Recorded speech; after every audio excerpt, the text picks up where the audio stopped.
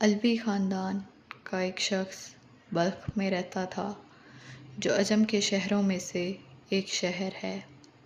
اس کی بیوی اور لڑکیاں تھیں اور اللہ تعالیٰ نے انہیں ہر قسم کی نعمتیں عطا کی تھیں۔ وہ فوت ہو گیا تو اہل و عیال کو اس کے مرنے کے بعد فقیری اور تنگ دستی نے آ گھیرا۔ چنانچہ وہ بیوہ علویہ عورت اپنی لڑکیوں کو ساتھ لے کر کسی دوسرے شہر چلی گئی تاکہ دشمن کے طعن و تشنیع سے بچے۔ اتفاقاً ان کا نکلنا بہت سخت سردی کے موسم میں ہوا۔ جب شہر میں داخل ہوئیں تو اپنی لڑکیوں کو ایک غیر آباد مسجد میں بٹھایا اور خود ان کے لیے کھانے کا بندوبست کرنے کے لیے چلی گئیں۔ اس کا گزر دو جماعتوں پر ہوا۔ ایک جماعت تو ایک مسلمان کے پاس جمع تھی اور شیخ البلاد تھا یعنی میّر، اور دوسری جماعت ایک مجوسی کے پاس جو کہ اس کا نائب تھا۔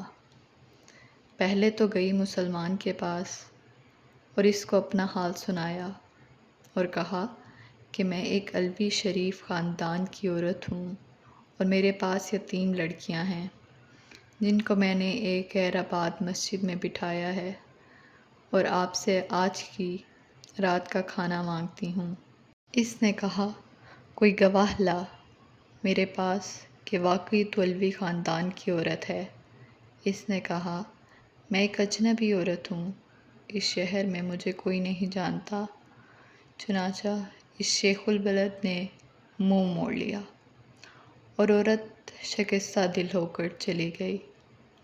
پھر وہ اس مجوسی آدمی کے پاس آئی اور اپنا حال اس کے سامنے بیان کیا کہ میرے پاس لڑکیاں ہیں اور میں ایک علوی شریف خاندان کی عورت ہوں، اور شیخ البلد کے پاس جانے کا قصہ بھی سارا بیان کیا۔ وہ مجوسی فوراً اٹھا اور اپنی عورتوں کو بھیجا کہ اس عورت کو ماں اس کی لڑکیوں کے میرے مکان پر لے آؤ۔ پھر ان کو نہایت ہی نفیس کھانا کھلایا اور بہترین لباس پہنایا۔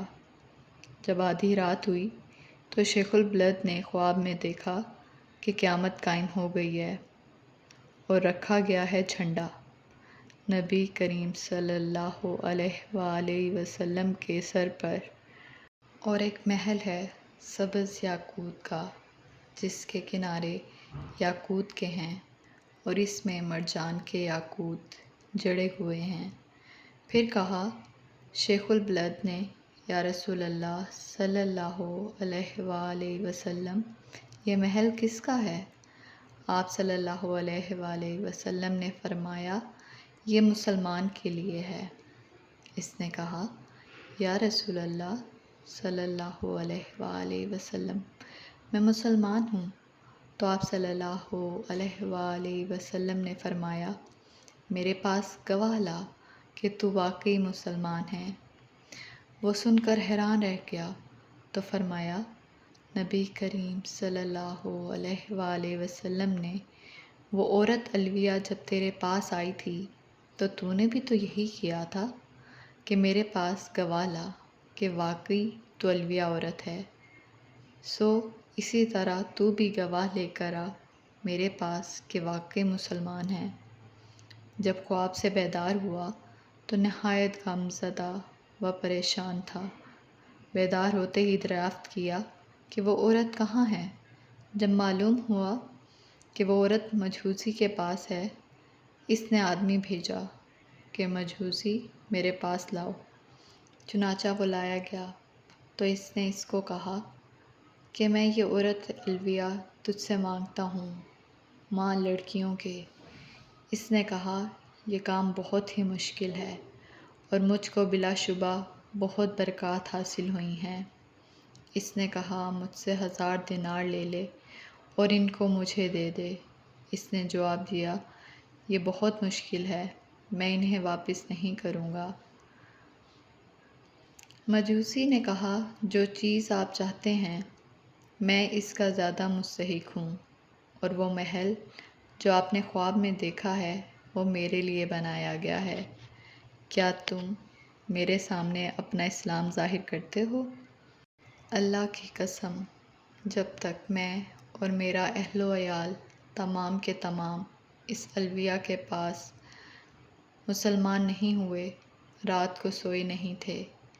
میں نے خواب میں اسی طرح دیکھا تھا جس طرح تم نے دیکھا ہے، اور مجھے رسول اللہ صلی اللہ علیہ وآلہ وسلم نے فرمایا کہ وہ عورت الویہ اور اس کی لڑکیاں تیرے پاس ہیں۔ میں نے عرض کیا، جی یا رسول اللہ صلی اللہ علیہ وآلہ وسلم۔ تو آپ صلی اللہ علیہ وآلہ وسلم نے فرمایا، یہ محل تیرا اور تیرے گھر والوں کا ہے، تو اور تیرے گھر والے تمام جنتی ہیں۔ ریفرنس: کتاب الکبائر از امام ذہبی، صحیح اسلامی واقعات، صفحہ نمبر 129 تا 132۔